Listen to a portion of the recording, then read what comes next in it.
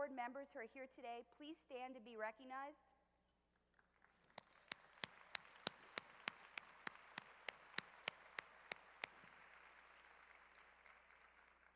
So how many of you were here for the ice cream social last night?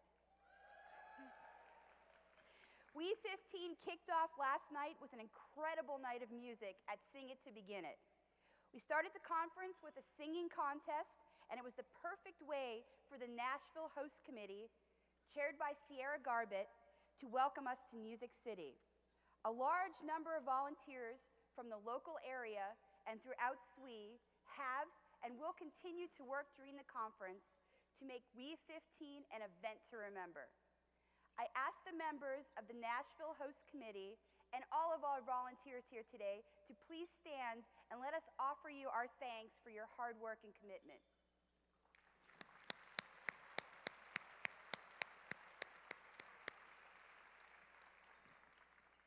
This morning, we are enjoying a lovely continental breakfast, and we're about to hear a fabulous keynote address, all made possible by our generous sponsors, Altera, Eaton Corporation, and Genentech. Their sponsorship also underscores the value they place on promoting diversity in the workplace and their desire to reach out to a growing pool of talented candidates while supporting current employees as they reach up in their careers. So let's take a moment to hear from each sponsor. We'll start with Altera. Altera is a corporation is at the forefront of technology innovation, providing customers programmable solutions for leading-edge electronic systems that are shaping our modern world. They're represented here today by Shelley Davis, Director of Partner and Solution Marketing.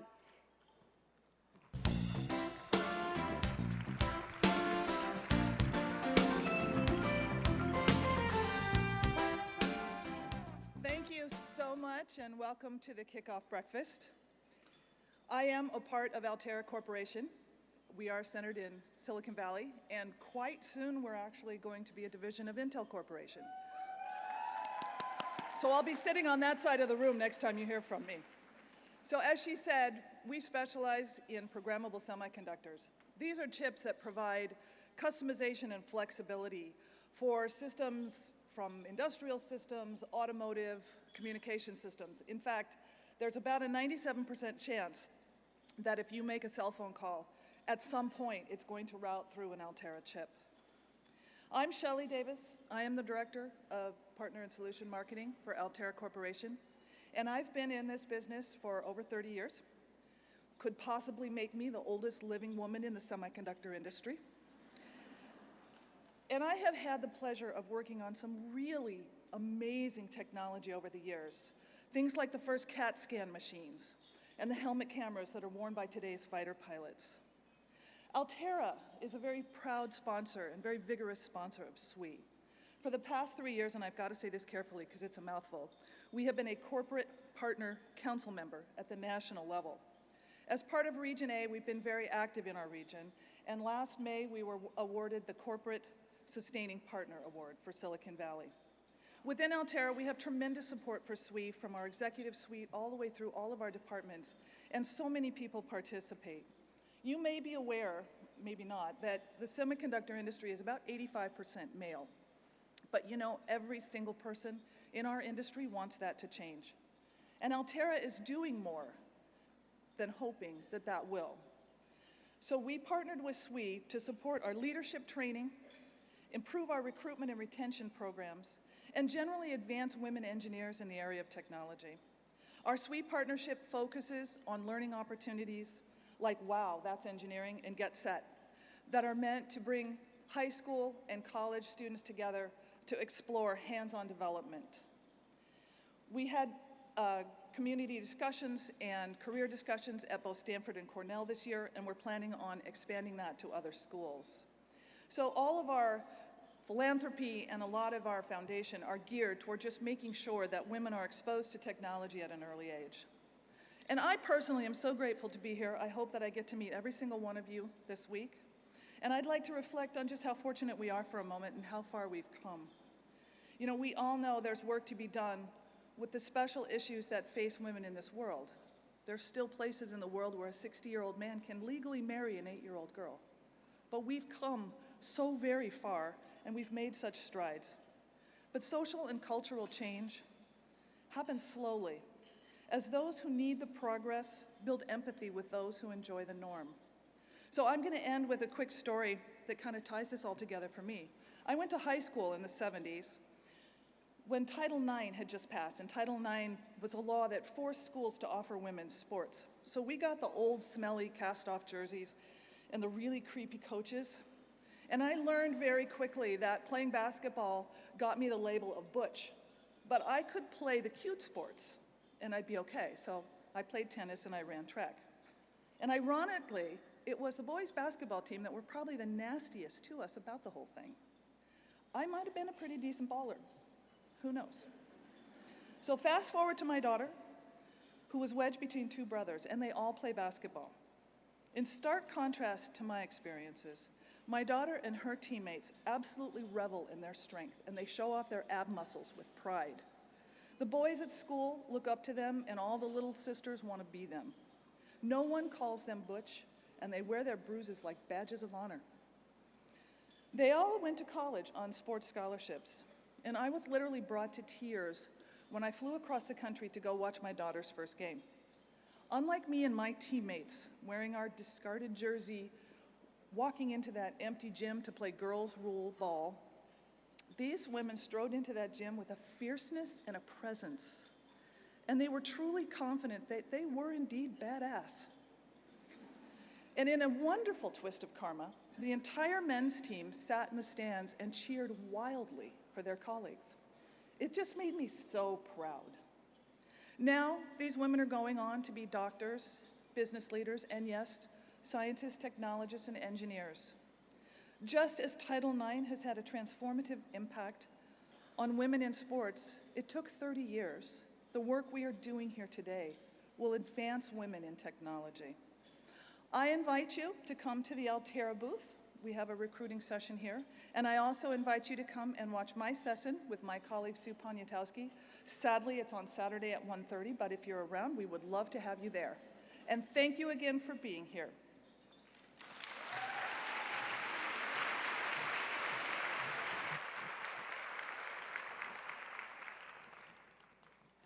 Our second sponsor, Eaton Corporation, is a multi-billion-dollar power management company that helps customers worldwide manage the power that they need for buildings, aircraft, trucks, cars, machinery, and businesses. Please welcome Astrid Moses, Vice President, Power and Motion Control with Eaton Corporation. Thank you. Every day, all over the world, more leading companies are turning to the same company. To power up, take off, hit the road, and produce more of what the world needs, while consuming less of the world's energy and resources. That's a big challenge, but we're ready to meet it. We're Eaton. We don't manufacture power. We help our customers manage power more safely, more reliably, more efficiently, and more sustainably. We deliver electrical solutions that reduce energy use, improve power reliability, and make the places we live and work safer and more comfortable. Hydraulic and electrical solutions that enable machines to deliver more productivity without wasting power. Aerospace solutions that make aircraft lighter, safer, and less costly to operate, and help airports operate more efficiently. Vehicle drivetrain and powertrain solutions that deliver more power to cars, trucks, and buses, while reducing fuel consumption and emissions. And integrated solutions that help make energy, in all its forms, more practical and accessible. For more than 100 years, Eaton's electrical, hydraulic, and mechanical power management solutions have been helping to drive today's progress without stealing from tomorrow's promise.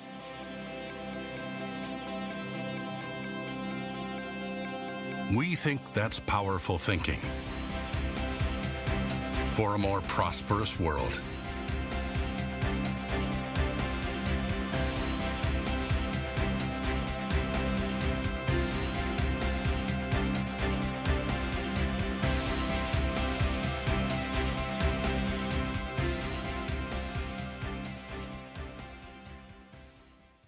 Good morning. Well, I hear that SWE ladies love SWE. How about that? Woo! Fantastic. Well, I had 5 minutes up here, and I chose to use a video for 2.5 minutes, so I've got a message here for the rest of 2.5 minutes to deliver to you. I hope you enjoyed the video because it is a representation of what Eaton Corporation is doing, and we help the world use electrical, fluid, and mechanical products and power more reliably, efficiently, safely, and sustainably. Think about that. This gives us the opportunity to change the world. You know, there's a mega trend out there, and the mega trend is about using more energy and having to come up with more solutions, yet the resources are limited. So what this needs from all of us is different thinking, more creative thinking, more dramatic thinking in terms of how we solve customers' problems. I am personally with the hydraulics business, and if some of you have not heard about hydraulics, essentially we move things with pressurized oil. And I always call it the hidden technology. You can find it on planes, in cars, you can find it in IMAX theaters when you take your children to watch a 3D movie. Hydraulics touches everybody's life, and it keeps me going. I had a 26-year career with Eaton. I started in Scandinavia, where I have my Master's of Engineering from the Royal Institute of Technology, and I had the pleasure to work with many companies represented in this room, and I'm super proud to be part of Eaton because one thing that is for sure that drives us is the need for diversity. The need to bring talent in young women into this field of not just hydraulics, but also the electrical space within Eaton, and open doors for new careers and different career development. We can be found in booth 529, I believe, so we encourage you to come and see us, and I'm sure you have a lot of different questions for many of us. Who we are, what we do, which markets and applications we touch. We invite you to come and see us, and we look forward to interacting with each and every one. Thank you very much.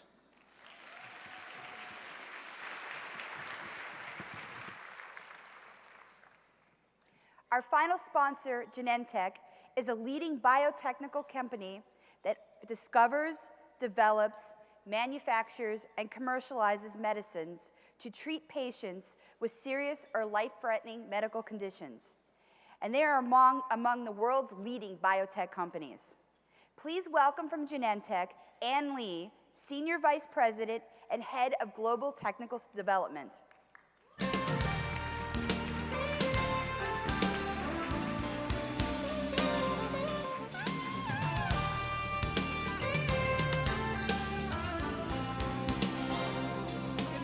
Everyone. I'm really thrilled to be here. You know, I actually studied chemical engineering and graduated, I shouldn't really say, but in 83, that's 1983. And I'm really a big proponent of engineers, especially women, and I am actually embarrassed to say that this is my first national meeting. So I'm really thrilled to be here. Thank you. Genentech was the first biotech company, founded in 1976. For 40 years, we've been actually following the science, seeking solutions to develop medicines. Genentech's a company of firsts. It was the first company to actually clone insulin gene. It was the first company that did a biotech IPO. It was the first company that was able to commercialize a recombinant protein. And we actually have many other things that we want to be first in with an awesome, awesome pipeline that I'm actually responsible for in my organization. Today, we're actually a member of the Roche Group. And like we heard, we really are fully integrated. We discover, we develop, we manufacture, and we commercialize medicines for patients in need all over the world. So let me spend a few minutes introducing you to the picture behind me. Let's see, the picture behind me, in front of you, and that's Katie. Katie, in her mid-40s, said that her life was really great. Everything was just great for her. She had 4 kids, a loving husband.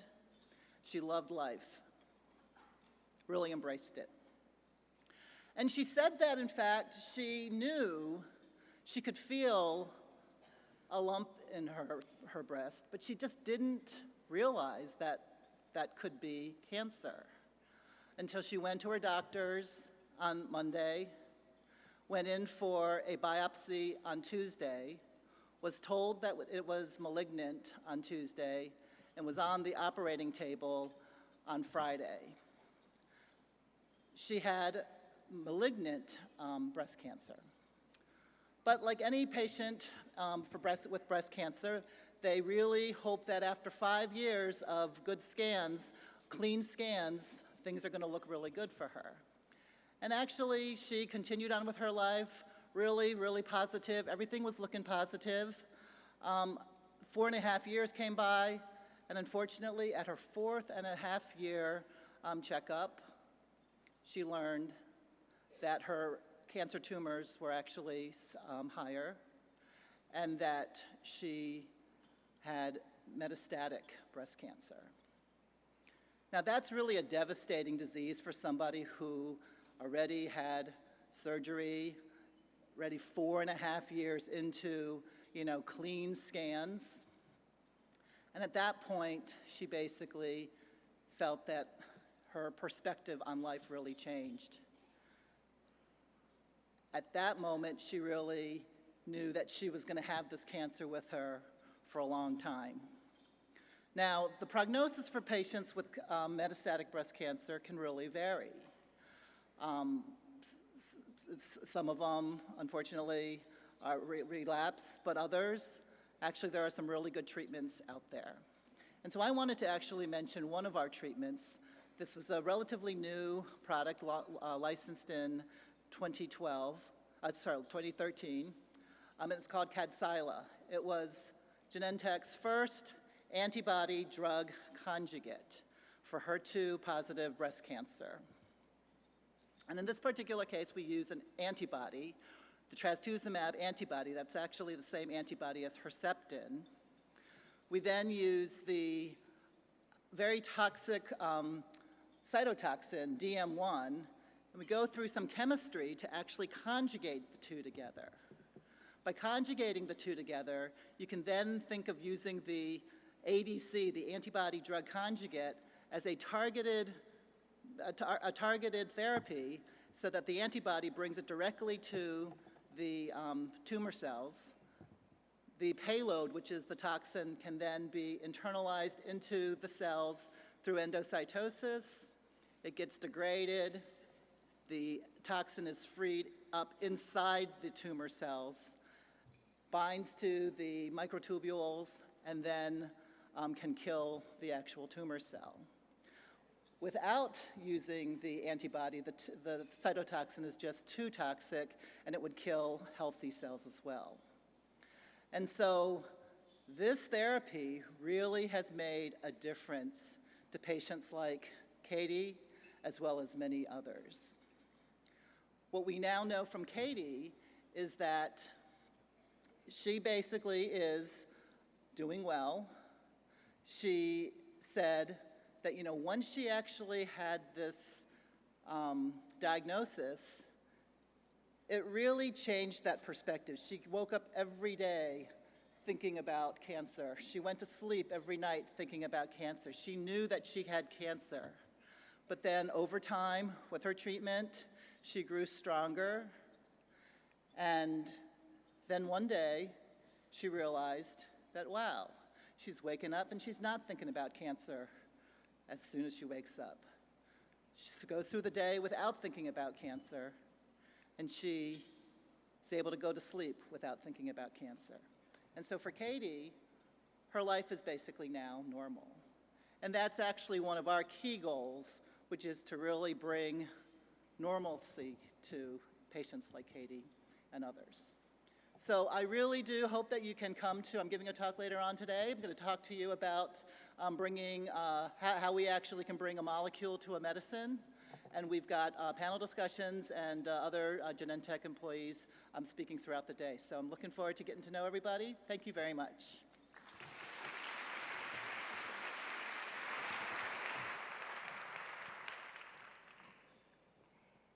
Thank you, Anne. So now it's my pleasure to introduce Nicki Palmer, Senior Vice President and Chief Network Officer for Verizon Wireless.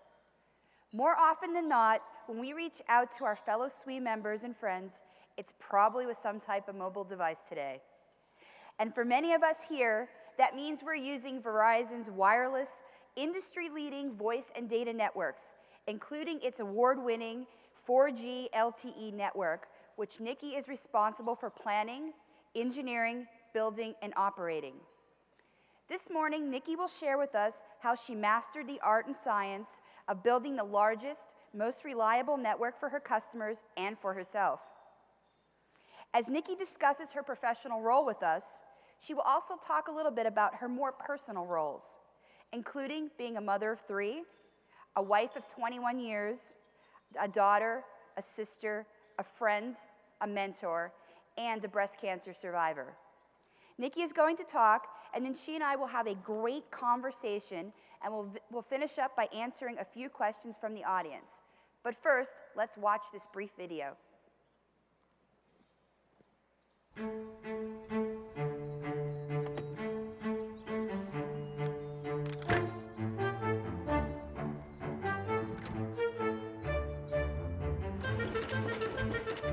Nobody ever says, made from the finest press board, or built to last for 3 weeks. But when things aren't made well, you find out, sooner or later.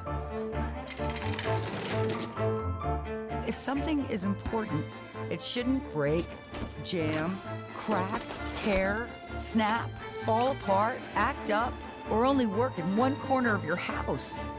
If it matters, it should just work, right? Verizon built America's best, most reliable network for one reason, because it matters.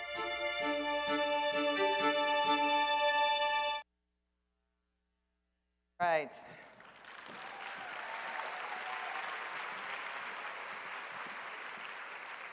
I love that spot. You know why? Because better does matter. Better matters. It matters in the network that we take such pride in Verizon every single day. But guess what?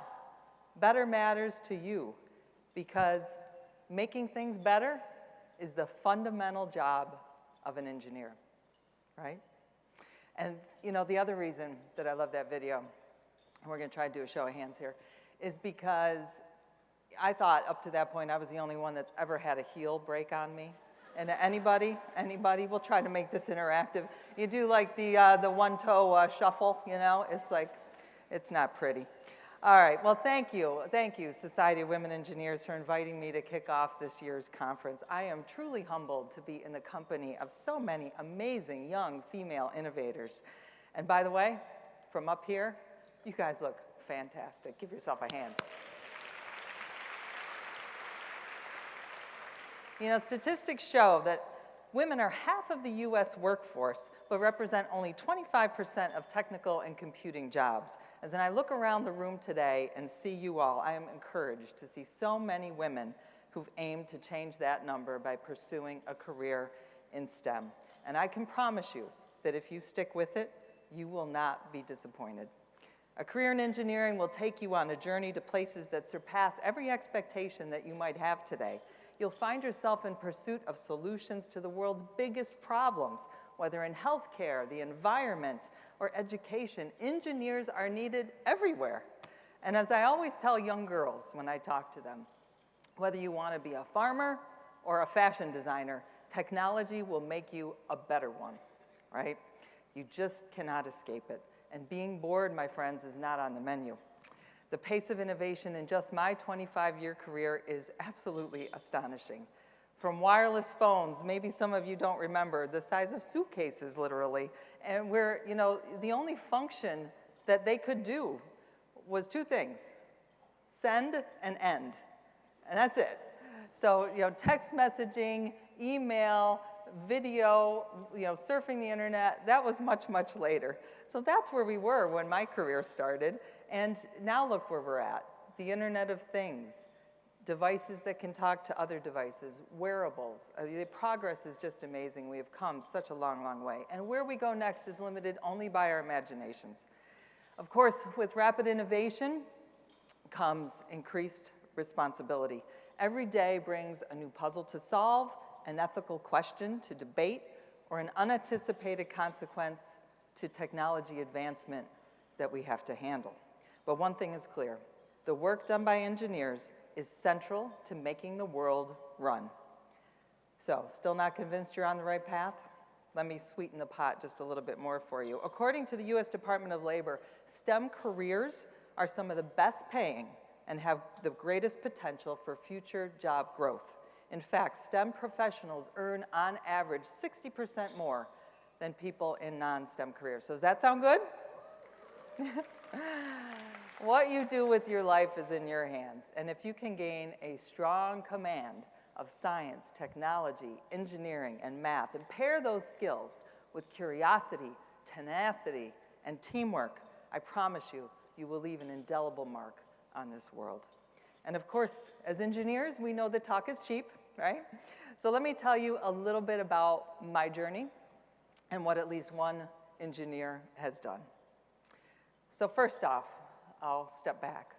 I always considered myself very, very fortunate to have a supportive mother that believed nothing was off limits for her daughters, even though they may have been to her and women in her generation. I was exposed at a young age to the wonders of science and the discipline of engineering through my mechanical engineering father, and I have very fond memories of sitting at the kitchen table with my dad, struggling through calculus problems together. Did you know that 2/3 of practicing female engineers have a father or a brother who is also an engineer? So what does that tell you? How many young girls with the interest and aptitude to be an engineer never get there because they don't have that role model in their home, right? But all of you have followed your interest to college, so again, congratulations on being here. But don't forget that when you graduate, you become a member of a very elite group of women engineers, some of whom are in this room today too. And it becomes your duty to give back, to reach back and help other young girls, especially those that don't have those role models. So, after graduating from high school, I went confidently into the engineering program at Penn State, again, following in my father's footsteps. Whoa, Penn Staters! All right, loving it. Wherever I go, I love it. And with that, and then in the first semester, I called home in tears. Anybody? You don't have to raise your hand for that one. It's a little embarrassing. But I acutely remember how the conversation went with my parents. I said, I'm not sure I belong here. I don't think I'm cut out to be an engineer.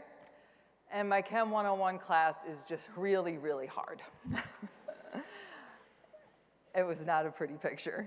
So sitting in huge classrooms like we have at Penn State and many other campuses, you know, filled with men, really, barely any women, day after day, made it very hard to envision a future in this field, and certainly to build any kind of collegiate support network, right? So layering the grim classroom statistics onto a demanding first-year engineering curriculum, I'm sure you all know about that, it seemed at the time to me to be a real deathly combination. And self-doubt, the enemy, self-doubt crept in. So my parents heard me out, reinforcing, by the way, that the most important part of any good relationship is first and foremost really, really listening. And their listening led to encouragement, and I eventually pulled myself up by my bootstraps and emerged with renewed conviction. So throughout college, there continued to be moments of self-doubt, and by the way, for me, they continue throughout my life. But the lesson I learned is that it's important to recognize those moments and forge ahead anyway. Now these days, my husband is the one that keeps me most honest, so whenever I get into those ruts, and they still happen, he'll just look at me and say, "Get over yourself, stop whining, you got this and you know it, move on." So thank you, honey. So after graduating in 1990 from Penn State with an engineering degree, the hiring environment was really pretty good at the time. I had opportunities with defense contractors and energy companies, like Mobil and Exxon, and some of the companies are represented here in this room. But in the end, there was something about telecommunications that really captured my interest. And maybe it was the ideas that had something to do with connecting people that I really, really liked. And in the end, it didn't seem like it had a lot of chemistry involved. So I thought maybe we'll try this. So I started to work in the telecommunications industry with a company, Bell Atlantic, that would evolve into today's Verizon. And I have been with the same company my entire career, something that may not happen to the majority of you in this room.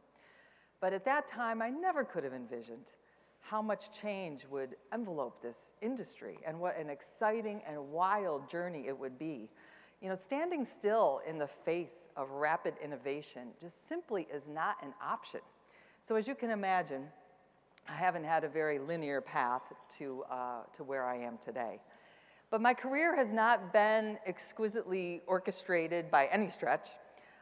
Personally, I always found it a little difficult to look beyond the job that I was doing. But rather, it's been a series of choices, and often choices that other people brought to me.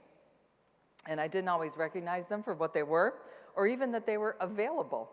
But I think I knew enough, thankfully, to listen to people who tried to tell me something. People that I trusted and respected, and in the end, people that had my best interest at heart. And they range from the small and what would now seem almost petty, like what to wear or how to style your hair or what to say in a certain room, to really things that were career-altering, like different job opportunities and how to push me outside of my comfort zone and make me really grow as a leader. Let me give you two examples. Early on in my career, I was a hard charger, very results-driven, and I really wanted to perform and do well. And a few years in, after I had had a couple of engineering jobs, I really felt like it was my turn. It was my time to take on greater responsibility and move up in leadership. So when my boss at the time came to me and said, "Hey, Nicki, we want you to do this job, and it's in operations, not engineering, mind you, right? But hardcore, knuckle-dragging operations." And I just thought they had it all wrong. They were obviously missing my potential. In the end, I took the operations job, where I was the only woman supervising a team of men, mostly probably double my age, and they all thought it was their job to kind of break me in, the new kid. Looking back, I learned more in that job than maybe any other one I've had. I learned how work really gets done. I learned about people, and I learned that no matter how much design optimization or control charting or linear programming, which by the way are all important, so pay attention in your classes, but in the end, it's about people, and it's people that will make it work or not work. A little later in my career, I was involved in the deployment of Verizon's new fiber to the home network, which is known now as our Fios voice, home internet, and TV service. I felt like I had the best job in the company. I was rolling out awesome new products. They were strategic for the company. I knew what I was doing. I was confident, and I believed I was really adding value. And then a trusted female mentor, who, by the way, has been retired now for a number of years, but who I had lunch with 2 days ago. She came to me and said, "There's a job in Verizon Wireless that we'd like you to do." And Verizon Wireless? I thought I had the best job in the company. Why would I change? Well, my mentor was looking towards the future, and she was looking out for me. She knew that wireless would be the growth engine, one of them, for our company, and that the technology that I would learn and the people I would meet, the relationships that I would forge in doing this role would propel my career when I just really couldn't see it. So I accepted that challenge, and I got to be part of the most exciting technology evolution of our time, ushering in the digital age. The lesson was clear. You need to keep moving, you need to challenge yourself, get out there, get out of your comfort zone, stretch, and be willing to learn. So in my career, as in any career, I've had numerous failures and setbacks. And you in your career, you may even encounter the occasional person who actually wants you to fail, and you have to deal with that for whatever reason. But your ability to bounce back from the inevitable bumps in the road is the path to lasting success, your resiliency. Your resiliency. And being an engineer means that you're predisposed to plan and control and solve for everything, right? You got that. But there's moments in both your professional life as well as your personal life that you can't possibly prepare for or control. Last summer was one of those moments for me. So I had my routine mammogram, and I really didn't think much more about it. But when I got the call from my doctor as I was sitting in our great innovation center in Boston with, across the table from several of our largest customers, I knew what that call was. I knew what my doctor was going to tell me. I had stage 2 breast cancer, and at that moment, my world just really turned upside down. The engineer in me kicked in, right? It was time to get the data, time to solve the problem, but engineering the human anatomy is different than engineering a network. My battle with breast cancer was unlike any equation that I have ever encountered before. A mother of 3, a wife, a work life. The implications of this were overwhelming, to say the least, very hard to comprehend. But I'll tell you that I am only here today because my doctors followed their passion for STEM, most of which, by the way, were women. The other reason I'm here today is because my family and my friends and my colleagues, they layered on an extraordinary amount of support that I just never, ever, ever would have imagined. And so the title of my session here, The Art and Science of Building the Largest, Most Reliable Network, has really taken on new meaning for me this year. Building the nation's largest, most reliable network with the most talented engineers in the industry, many of which are here today, has been one of the greatest accomplishments of my career. Building the most reliable personal support network has been one of the most humbling experiences of my life. And both make me who I am today. I'd be remiss if I didn't encourage each of you to remember to do your self-checkups and encourage every woman in your life to do the same. Know your history, know your risk factors, pay attention to your doctor's advice for your testing. When it comes to breast cancer and any cancer, early detection is key. Got it? Yes? All right, good. So if you leave here today remembering the next 3 things and committing to do monthly self-checkups, I think I've done my job. First, acquire strong role models and mentors at every stage of your career and nurture those relationships. The things that you will learn from those that have already been through the trenches, so to speak, are just going to be invaluable to your long-term growth and your personal satisfaction. Trust the people that have your best interests in mind. Second, muster up as much courage as you possibly can, and don't be afraid to lead. Even if you're in a room full of men, happens all the time, right? Your mind is just as sharp, your insights are just as valuable. Do not squander your unique talents. Fear is the enemy here. Success breeds success. Failure breeds learning. Being fearful, doing nothing, not speaking up and leading when you're in a position to do so, that's what gets you nowhere. And finally, remember that life is precious. The most successful women that I know are multifaceted individuals. They're engineers, mothers, wives, helpers, soccer fans, they're teachers, they're community members. Their passion stretches beyond what they do at work, and seeps into every aspect of their life. I hope that you will nurture not only your career, but also pursue your other passions that will make you a well-rounded woman. Choosing to lead a full life is a decision I promise you will not forget and you won't regret. I want to close by personally, once again, congratulating each and every one of you for choosing to be a female engineer. You are on the brink of an exciting journey. The world is waiting for you, and I look forward to seeing how you make it better. Thank you. I'm Marlene Enright. I am a woman engineer at Verizon. I have 2 patents and a couple more inside my brain. Trying to write a patent started with me wanting to become an inventor. Verizon made it so easy for me to write a patent and submit it. They shepherded me through that whole process. One of the patents that I wrote was about how to devalue lost and stolen devices. What we wanted to do was address that feeling of anxiety when you lose your device. I come from very humble beginnings. My dad worked his butt off to get us a life here in the United States when we moved from the Philippines. It makes me who I am today. I have very high expectations for this company. I want to solve for big problems.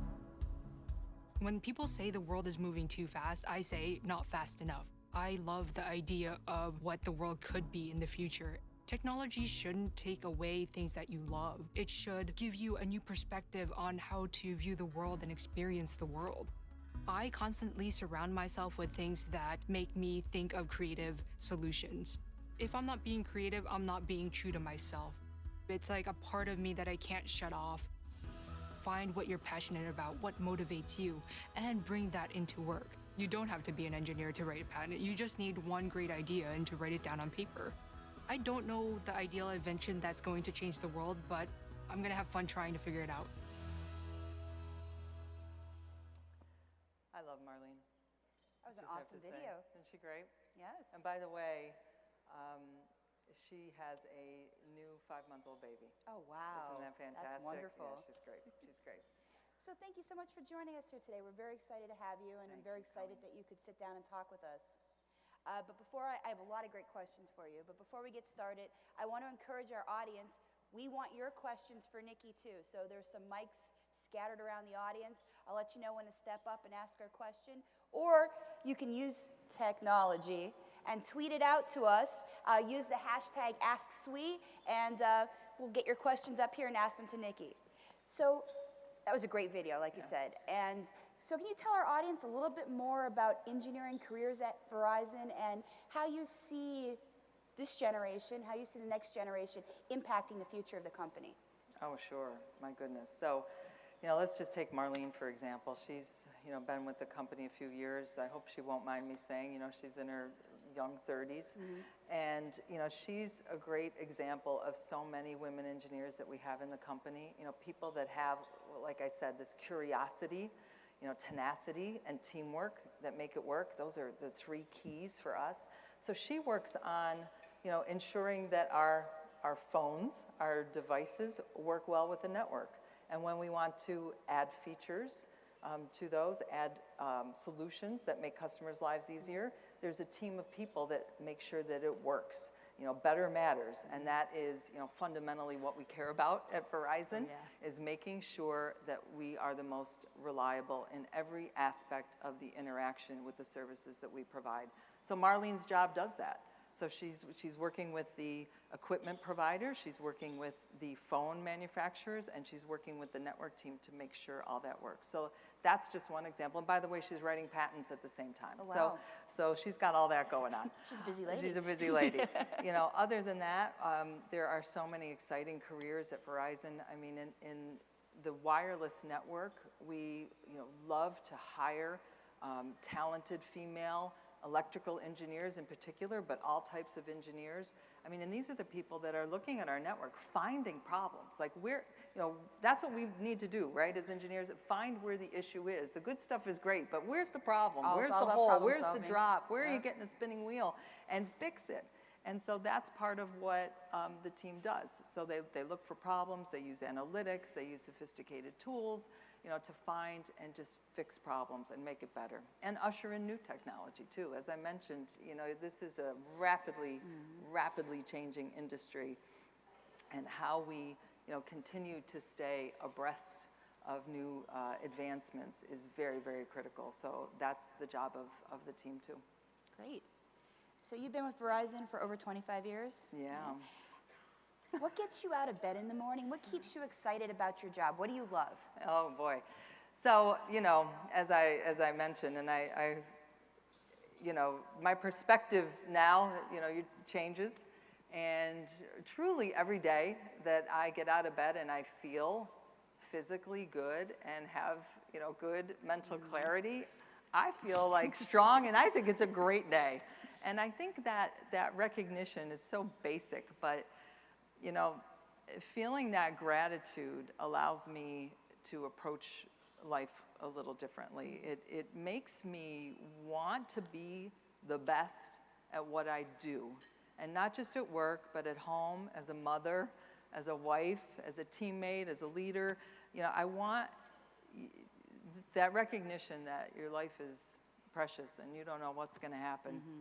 Really makes you not want to squander your talents and do the most with it. So that's my morning. I wake up and put that hat on. And beyond that, what I've always loved about my work at Verizon is that, I feel like we are fundamentally touching people's lives in a positive way. If we're doing our job right, we are enabling customers, people like you and me, to have a richer, easier life. I think of my own family as an example. I travel a lot, but the services we provide allows us to stay in contact, because you can't be everywhere at every time, right? So that is enjoyable. That, I think, to me, especially now, when I say, what do you want to do with the rest of your life? I say, I want to do something that means something. And to me, at Verizon, we have that opportunity every day. And then working with the best engineers in the business is pretty fun too. What I've learned over the years is I used to be a little cautious. I used to be, you'd see a problem in front of you when you're rolling out a new technology and say, gee, how are we gonna get over this? What I've learned is, you give a problem to the best engineers in the business, and you just watch the magic. This team shows up, they work through things, and I love that process, solving, right? This is sort of an engineering geeky thing, right? But solving, getting data and just methodically working through stuff and coming out the other side. That's what our team does every day. And they don't do it because I tell them to do it, or their boss tells them, or there's a M&P that tells, a method and procedure that tells them to do it. They show up because they also love what they do. It's fun. Yeah, and natural disasters, unfortunately, Mother Nature never, ceases to challenge us every year, whether it's fires in California or floods here in the Southeast or hurricanes. We unfortunately have our share. But we don't tell our cell technicians and our switch technicians and our engineers, run to the crisis, get there. They do it. They do it because they care and because we feel like we're doing good work. So. And it's a challenge to solve those problems. It is, and that's when the best comes out of people, and I love watching that. So you talked about so many roles that you have: wife, mother, work. So how do you feel you're doing with work-life balance? And do you have any tips to share for our audience on work-life balance? It's a constant struggle. I do feel I'm a little better now because I kind of got my head screwed on straight over the last year. But it is clearly a constant balance. And there's probably not a single day that goes by where I feel like I've gotten it all right in balance. There's days where I look in the mirror and I say, you weren't there for your little girl or your son or your middle schooler, or days where I say, boy, I kind of screwed up this project at work, or what, or I don't do as much in the community as I want to do. So it's all there. It's always a challenge. But the way I look at it is over the course of time. So any given day is going to be tough. But over a week, over a month, over a year, if my children feel like I'm there for them when they need me, if I'm contributing at work in a positive way, and if I'm helping in my community over time, then I can feel comfortable that there's some balance there. And it's about, it's tough. I don't know that it's the right word. It's about choices. Yeah. And it's about choices. And the choices I make today are probably different than the choices I would have made, 5 years ago. So it changes over time. But, for a while, I had a piece of my career where I was working in New York City, and my family was in upstate New York. And I did that for 3 years, commuting on a weekly basis. I look back and I say, I don't even know how I did that. But I did it because I had a support network, my husband, my family, everybody kind of chipped in. They've given so much for my career. It's a partnership, and if I could, Colleen, one piece of advice that I often give girls, women, young women this age, is the most important thing that you could do for your career, in my opinion, is marry the right person. Serious. I am so serious. I am so serious. And it's not that you want, a puppy dog that's going to follow you around and do whatever you say only for your career goals, but it is a true partnership. And I don't think it's hard to realize when you're 20, 25 years old, what the next 10, 15, 20, 30 years are going to hold. You really need to have someone, with you that understands your goals and appreciates your goals and respects them, and it changes over time. In my career and my husband's, he's a lawyer. We've moved for his job a few times. We moved for my job a few times, but every time it's sort of like to sit down around the kitchen table. Okay, what are we going to do here? And you need to be able to have that equality and that mutual respect. It's really pretty important. I agree. That's very important. Yeah. So recently in the news, Verizon's been labeled an unlikely disruptor. So, and in the telecommunications industry, you have to remain very flexible, very agile. How does Verizon do that? How do they remain flexible and agile? And what's out there with Verizon that our audience should be excited about? Oh, great. Thank you for that question. Flexible and agile, there's no other way to be and survive in the digital age. It just doesn't work any other way. There's a few examples I could think of. Hopefully you're all enjoying our fantastic nationwide, reliable 4G LTE network. It's the best on the planet, period. Now, we're still working on 4G, still deploying it, making it better and better, but guess what? We're talking about 5G already. Wow. So you can't, you just can't rest. Yep. You always have to think ahead in terms of what's next. If you think about the evolution in communications back in the 80s when it was really, we kind of called it 1G really back then, and you had the send and the end. And then, you all probably don't remember, but then, 2G, you maybe. There's a couple of us out there. A couple not. Then you have 2G phones that come along and the technology improved a little bit. With 3G, you got to do a little bit of email, and you could maybe surf the web a little bit, but not always reliably and not to the extent that you want. With 4G, everything changed. Well, guess what? It's going to change again, folks. And it's very, very exciting. So while you're doing the work of today as an engineer, as an innovator, you always have to be looking at what's next and how to accelerate that in terms of making it meaningful for customers. So we're in the middle of doing that right now. In addition to that, our company is really transforming as it must and has in the past and will continue to do. You've seen us make acquisitions of companies like AOL and bring sort of a different content mix into the fold. We just launched a fantastic app called Go90, which has really, really cool video clips to watch and to follow, and there's a social media component to it.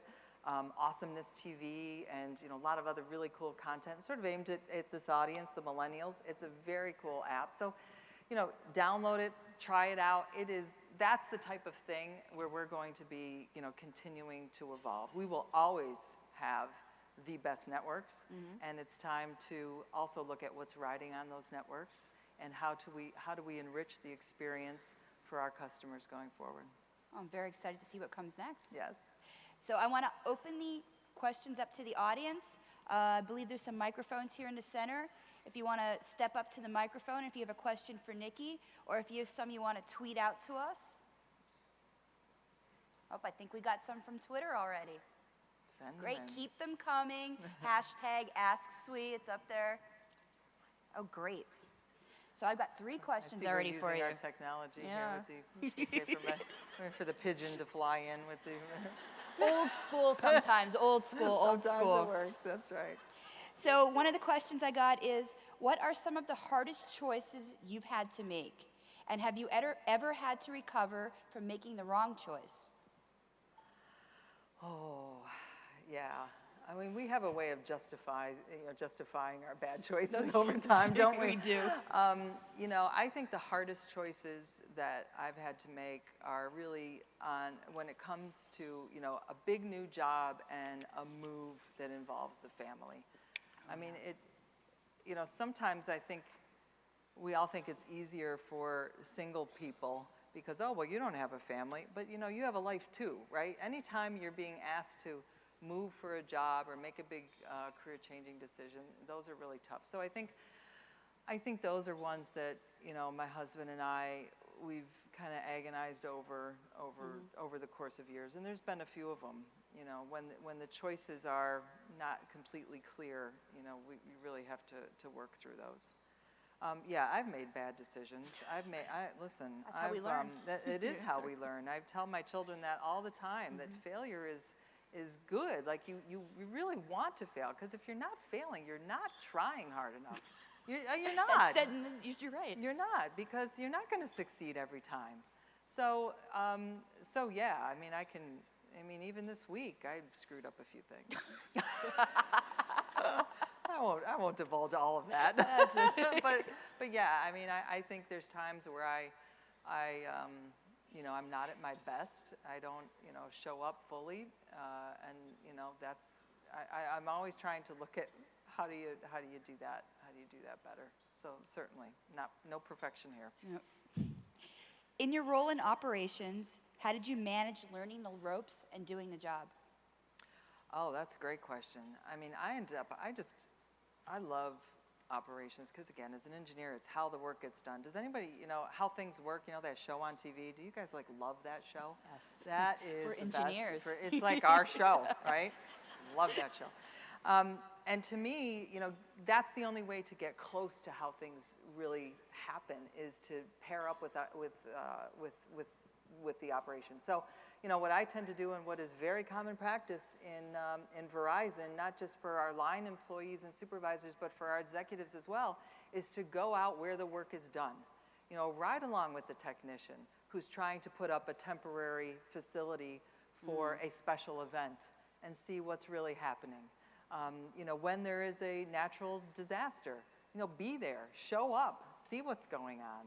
Get right? out of the Get office. out of the office. I mean, you know, a day out of the office is a good day for me. It's the most fun for me. It's the most fun, you know, what you're learning, and, you know, the curiosity that I talked about, you know, just, you know, you got to feed that.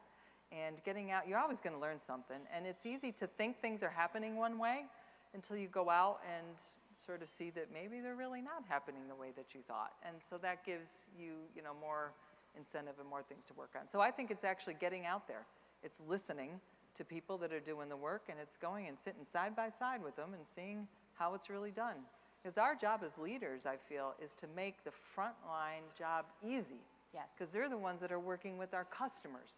They have the most insight as to what the customer wants. They're the ones that may have, you know, a system or a process that gets in their way, because they, for the most part, just really want to serve the customer. So it's our job to make it easy. The only way you do that is get out there. Great. So again, those mics are still open if anybody wants to step up. I got another one here from Twitter that says, what advice do you have for a woman about to graduate and begin her career? Any challenges that you think are unique to graduates today that maybe were different from when you graduated? Wow.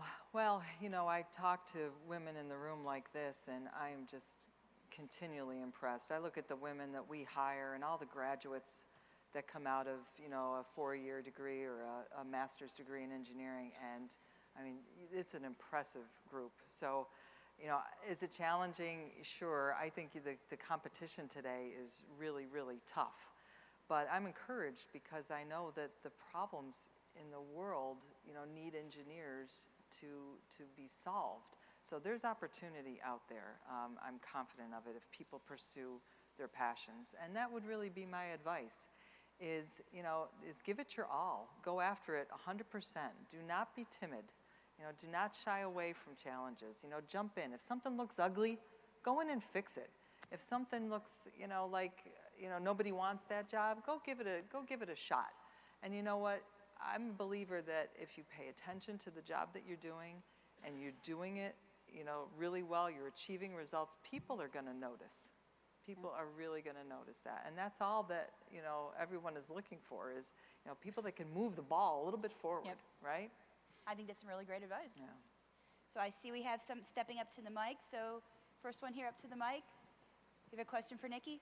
Yes, good morning. Good morning. My name is Kelly. I have a two-part question.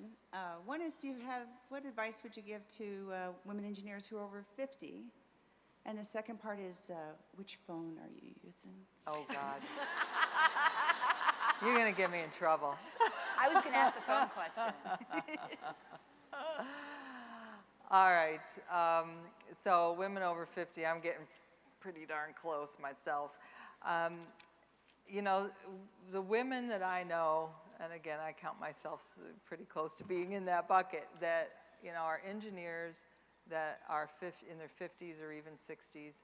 I mean, this is a very special group because the challenges that these women have had to deal with in just getting their degree, getting their job, sticking with it through the years is amazing. I mean, listen, we have come a long way, but it's still a little hard sometimes for any of us to be, you know, in a room, in a meeting, in an organization, time after time after time, where you are, you know, 5% of the population, 10% of the population.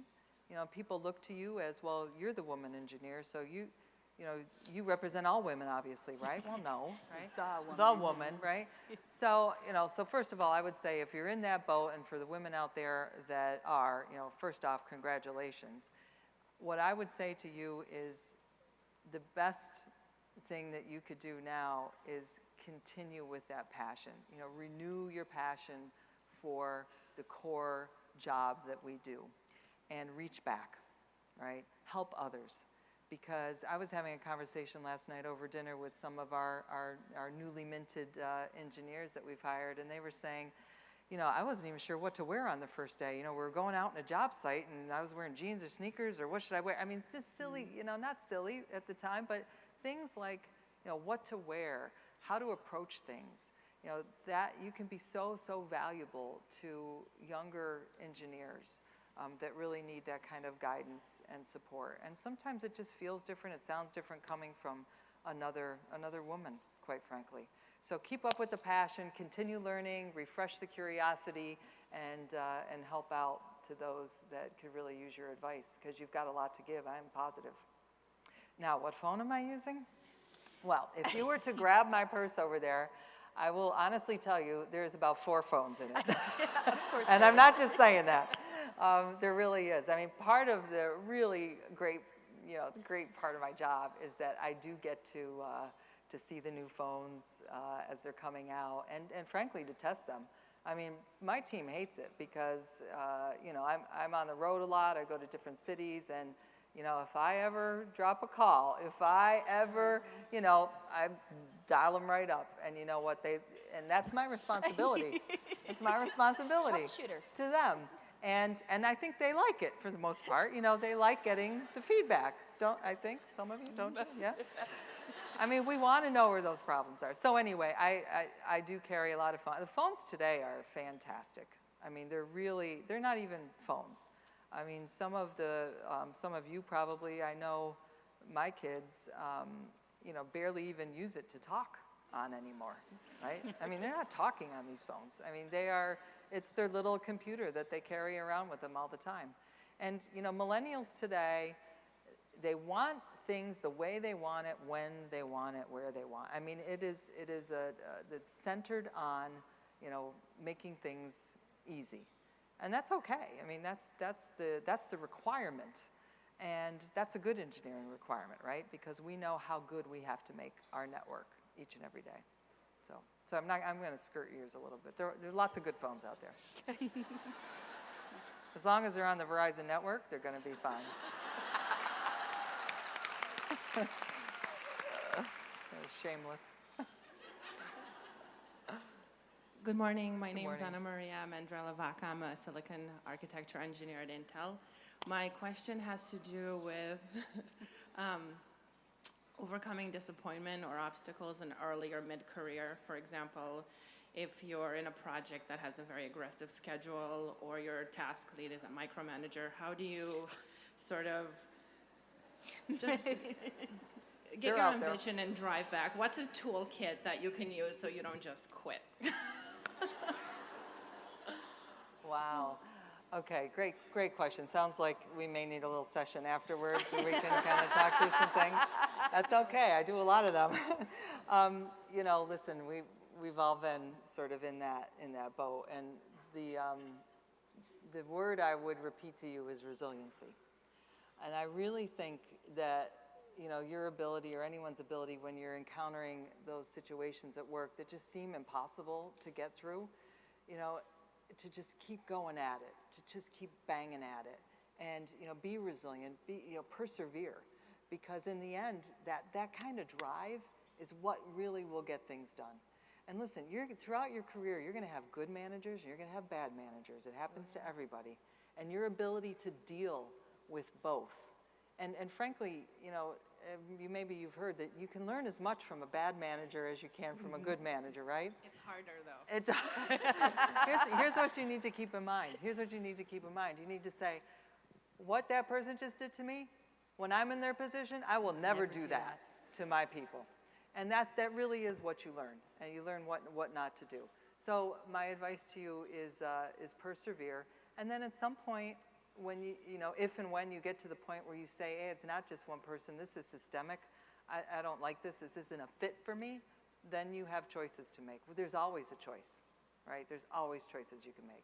We need to choose to be healthy. We need to choose to be happy at work and at home. So, you know, if you ever get to the point where, you know, you just feel it in a way that you don't see how to get beyond, make a different choice. Thank you. Thanks.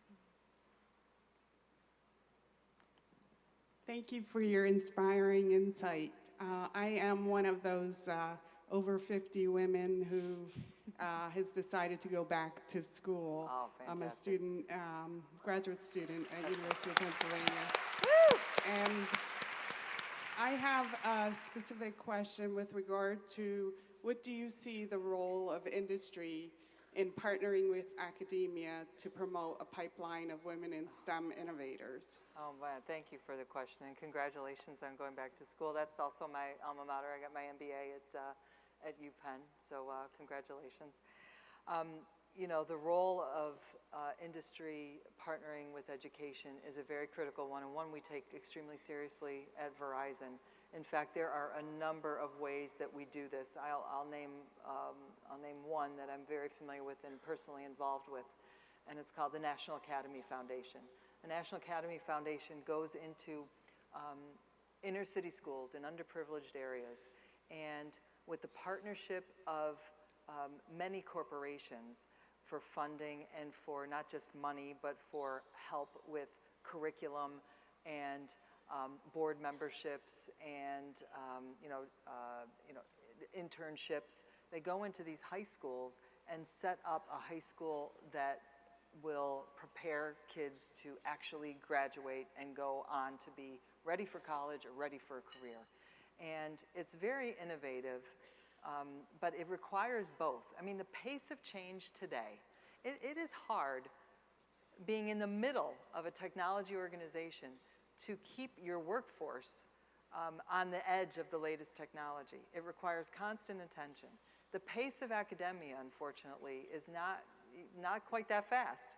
And when you talk about curriculum and standards and how things have to be reviewed and approved, the pace is just, it's not the same. And it doesn't coincide with what's happening in the real world. So the risk is that we are graduating students that really aren't prepared for the jobs that are out there waiting for them. So I am a firm believer that it's industry's responsibility, and again, Verizon takes this very seriously, to partner with academia in order to ensure that curriculum is fresh and that students are really being prepared for the future. Thank you.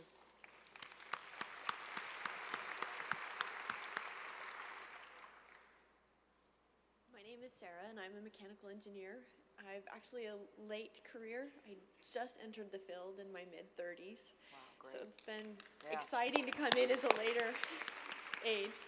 My question for you is, in what is obviously a man's world, coming into the boardroom or into a meeting as a female and wanting to keep that feminine touch we have, but yet not wanting to be discounted as too feminine, what is the number one mistake that you see women making as they come into the executive world?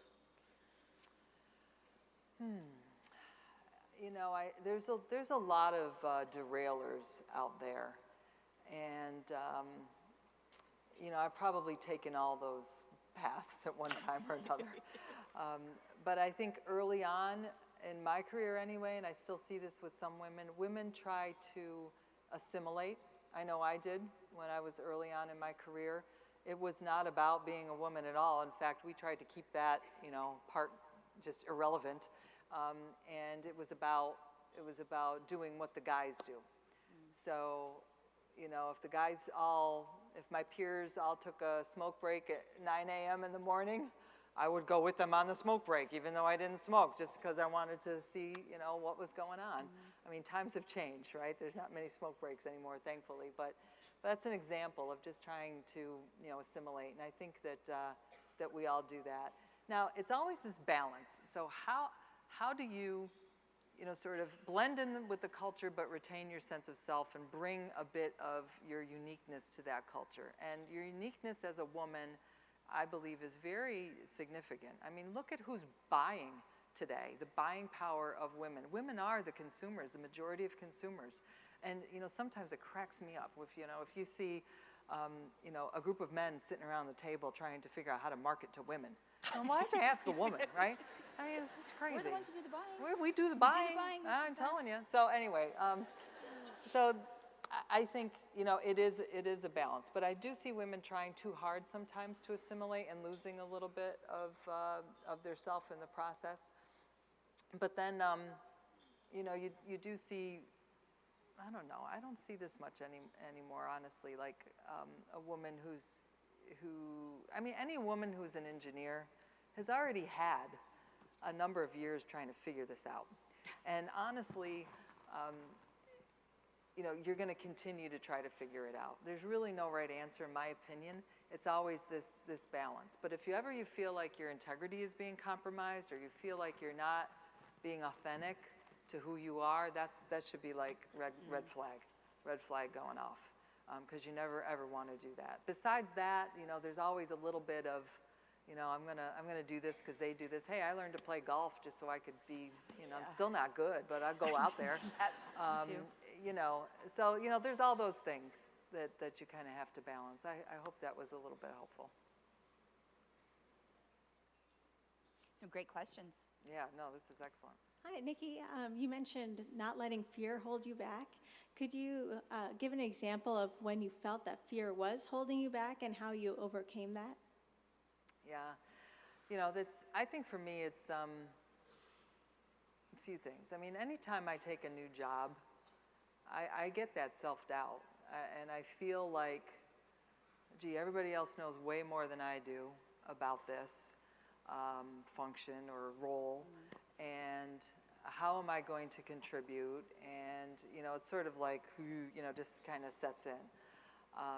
It happens to me all the time, and that's what I said. My husband now is so used to it, he just like kicks me in the ass. He kind of says, you know, get over yourself, you could do this. But sometimes that's what you need, at least that's what I need. So knowing who your support system is, who can build you up when you have those moments where you're feeling doubt or you're feeling fearful to do something or try something. That is really, really important. So, I get that through my husband. I have a network of friends inside the office as well as outside the office that keep me grounded. So I rely on them too. And they don't even know sometimes how they're helping. But I think those are the people, and you need to know who those people are. And if you don't feel like you've got a lot of them, look harder, because they're out there. There's people, and you give to get, right?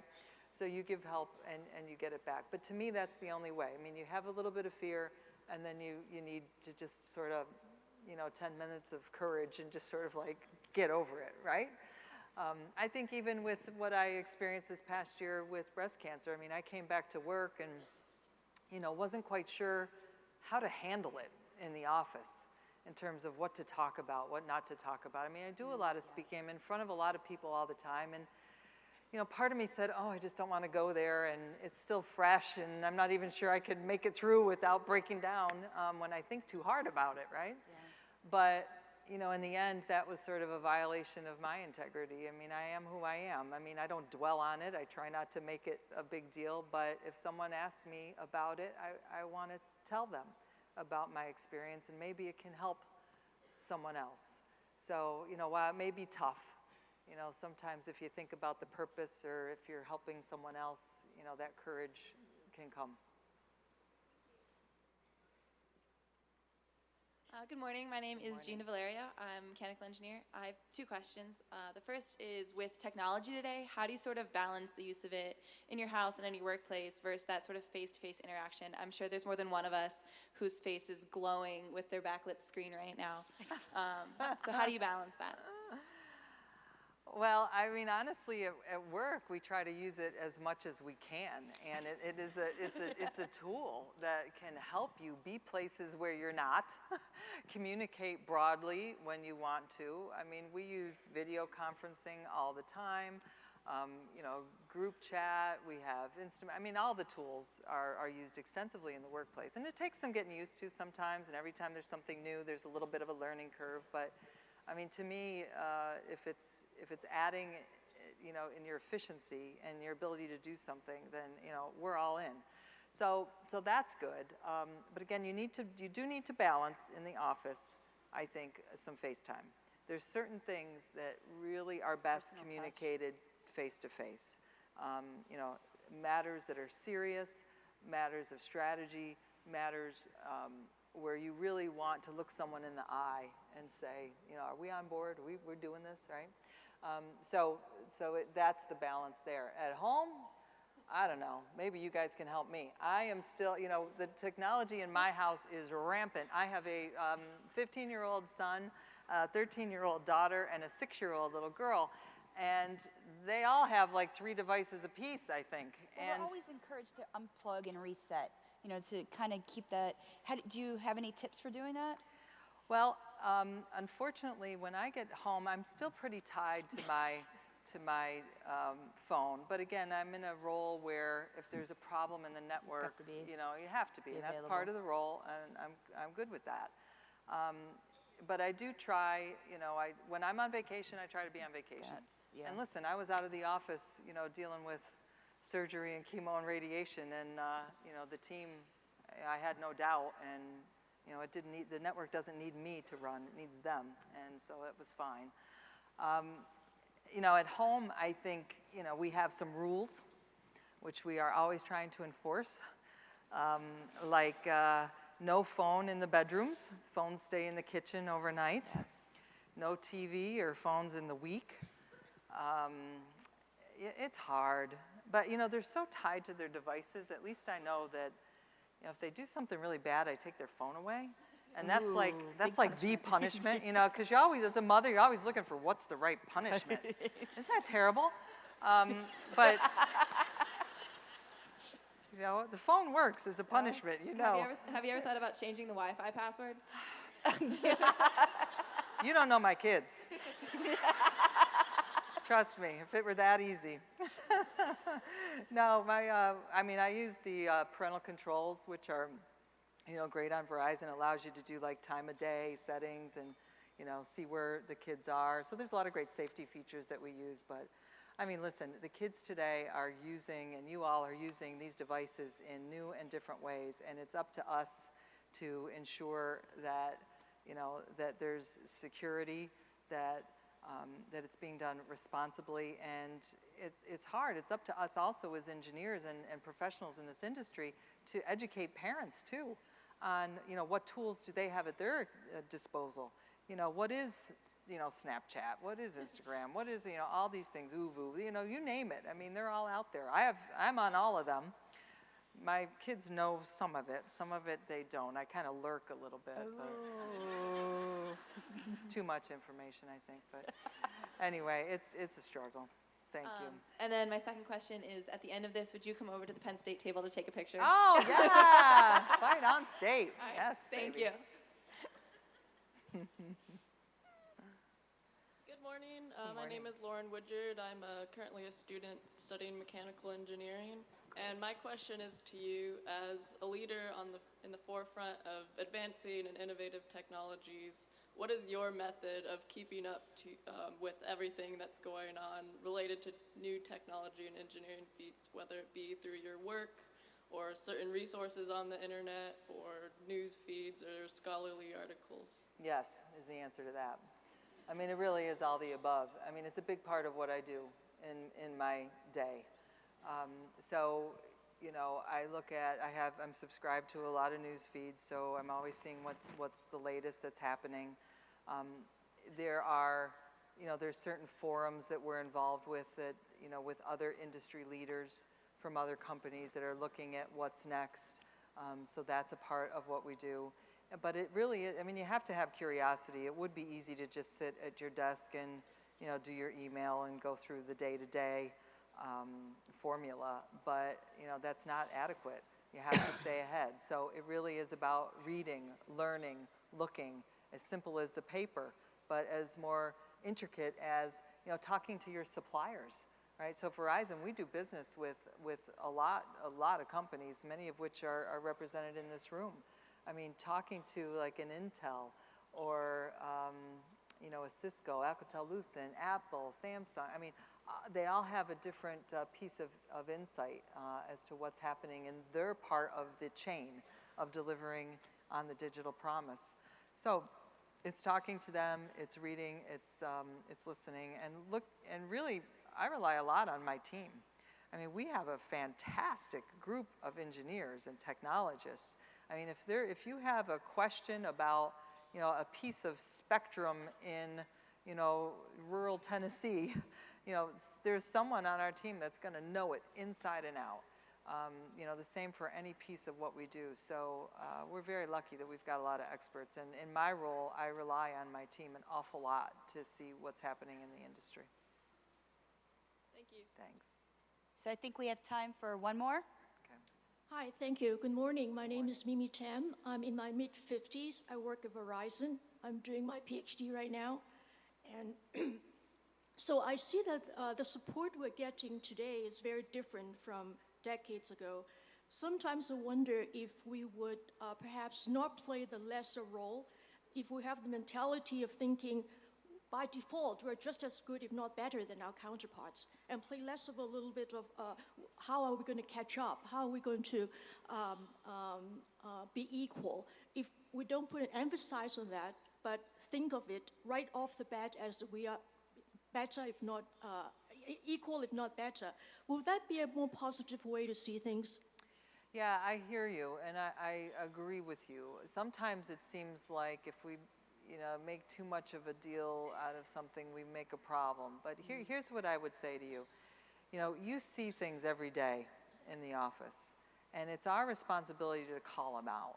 I mean, some of the prejudice has gone underground, right? You just don't see the obvious stuff anymore. And by the way, I don't really see this at Verizon, but to all of us in all of what we do day to day, when you see someone not being teed up as a candidate for a job, you know, when the slate of candidates has 10 men, it's fair enough to just say, hey, there's really no woman that could do this job, even to be considered. You know, so it's sort of our role, I think, to, you know, call out things that might not be that obvious, you know, to keep moving that ball forward. You know, it doesn't need to be the subject of every single meeting we have, right? There's work to get done, but some of the stuff just, you know, you'd say, well, or even offering people up, well, why can't this person, you know, go do this? What about Colleen? She'd be great at this, right? So all of us can do a little more in that realm. Thank you. Thanks. So Nicki, thank you. It's been great talking with you today. Thank you so much for joining us. I'm sure our audience enjoyed your inspirational story and, you know, your great advice. I know I did, so thank you so much. Thank you, Colleen. Let's give Nicki a round of applause.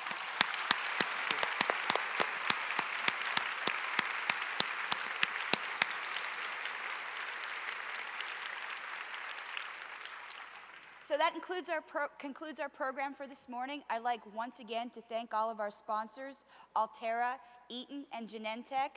One more round of applause for our sponsors.